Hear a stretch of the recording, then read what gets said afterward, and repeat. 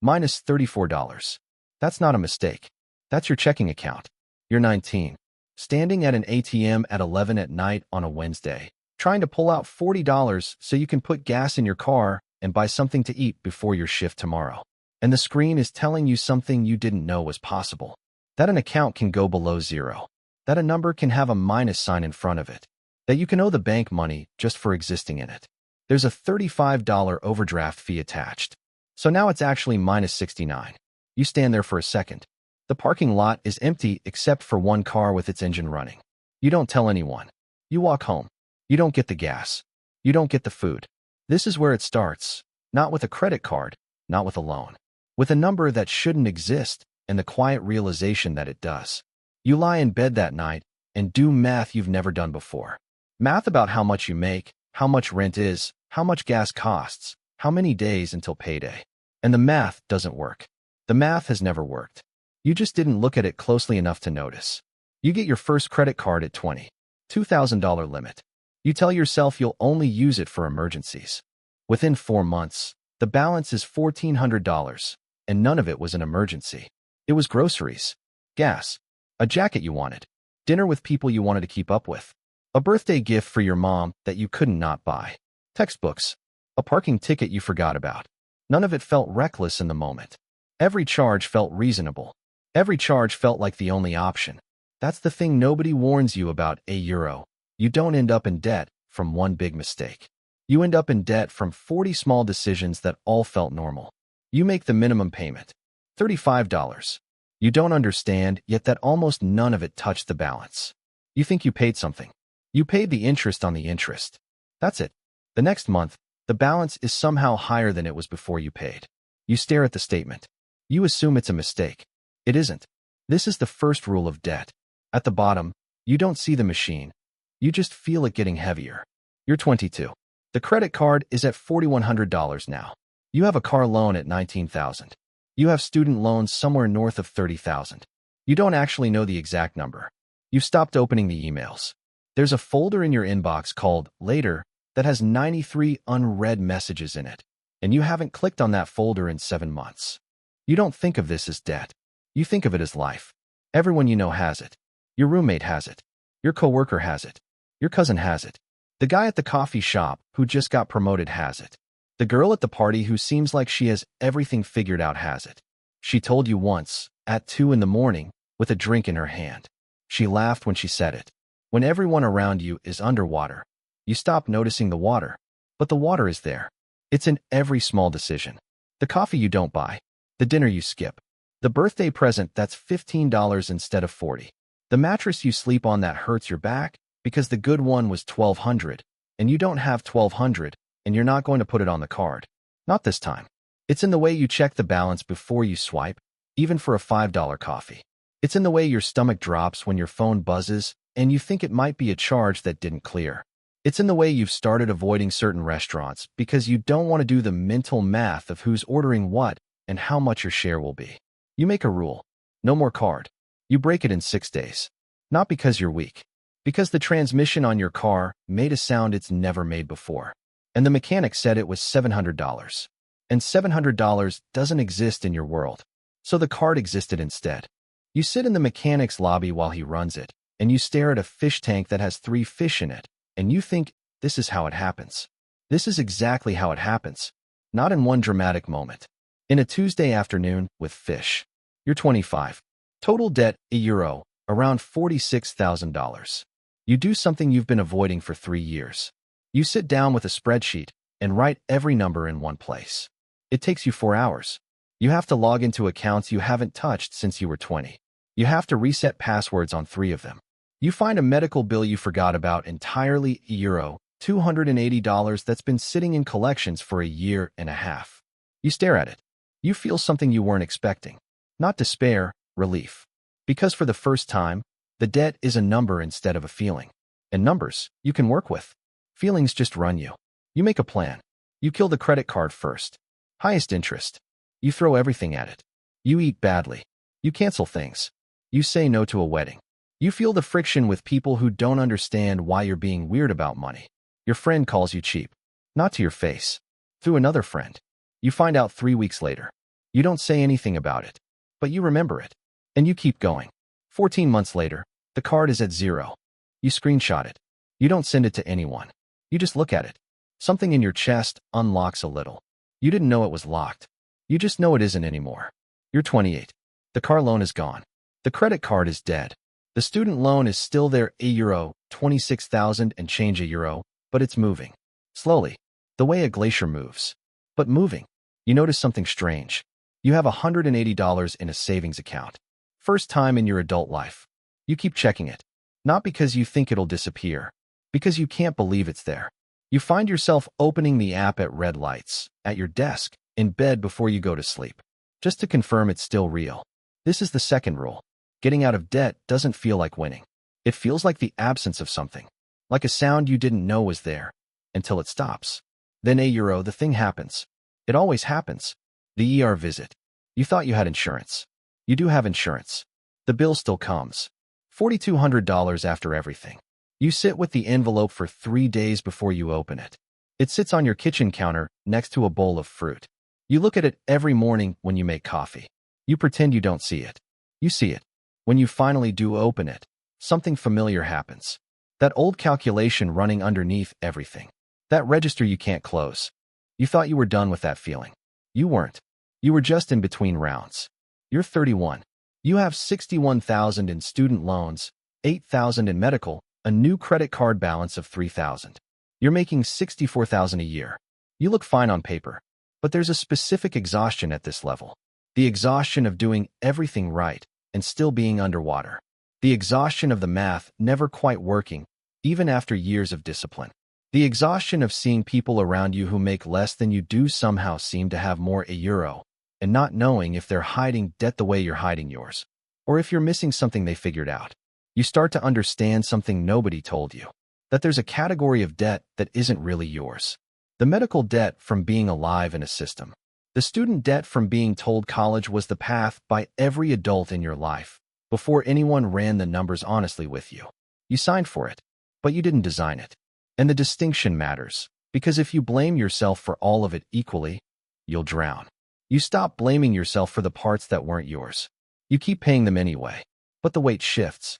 The shame lifts off a little, and underneath it, for the first time, you can think clearly about strategy instead of just survival. You're 34. You buy a house. $290,000 mortgage. You sign the papers, and your total debt goes from $40,000 to $330,000 in one afternoon. And you feel good. This is the strangest moment in the whole journey. The moment $333,000 in debt feels like success. You drive to the house after the closing. You sit in the driveway for 20 minutes before you go inside.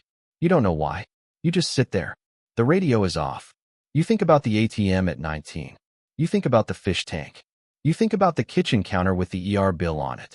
And you're here now, with keys in your hand, to a house that technically the bank owns most of, but your name is on the deed. And here's the thing, it kind of is success. Because this debt is different. It's attached to something that holds value. Something that might grow. Something you sleep inside.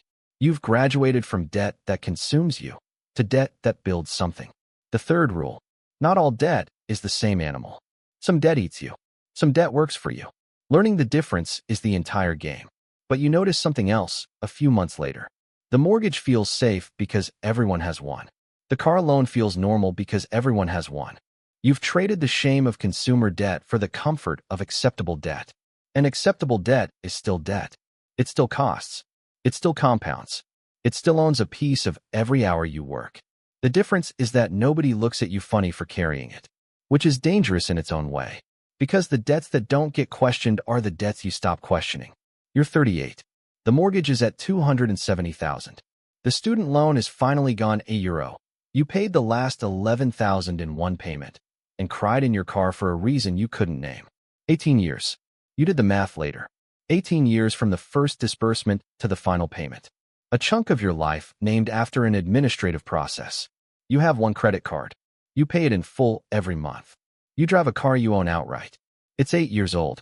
You feel something you haven't felt since you were 19. Lightness. Then your friend calls. He has a business opportunity. It's real. You've seen the numbers. It needs capital. You take out a helic. $90,000 against the house. The business works. For 18 months, revenue is climbing. You're reinvesting everything. You feel, for the first time in your life, like you're playing offense instead of defense. Like the money is doing something instead of just being somewhere. Then it doesn't work.